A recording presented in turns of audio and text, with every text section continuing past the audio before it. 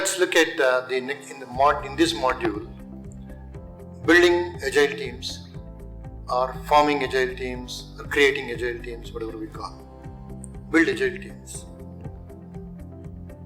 We know agile teams are cross-functional teams.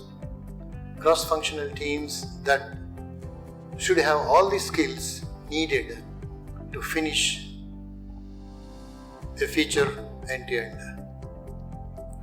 Let's see how we can build such teams. How can we build cross-functional teams? We know cross-functional teams mean team that can finish a feature end-to-end. Sometimes we call feature teams too. Cross-functional teams mean the team has the skills from various functions, like coding, one function, testing, one function, analysis, another function, maybe specialty testing, another function.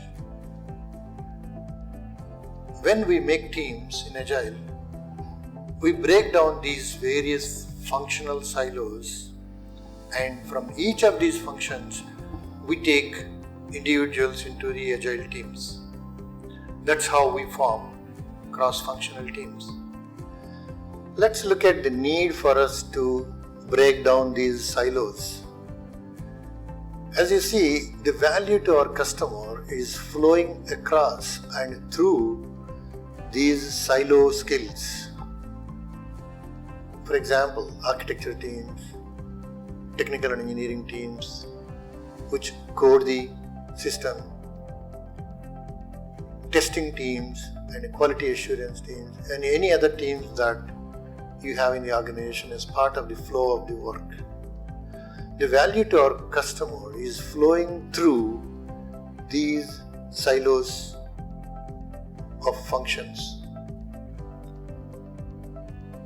Hence, we want to break down these silos into a cross-functional team so that every team will have enough skills from each of these functions so that they can deliver a feature from beginning to end.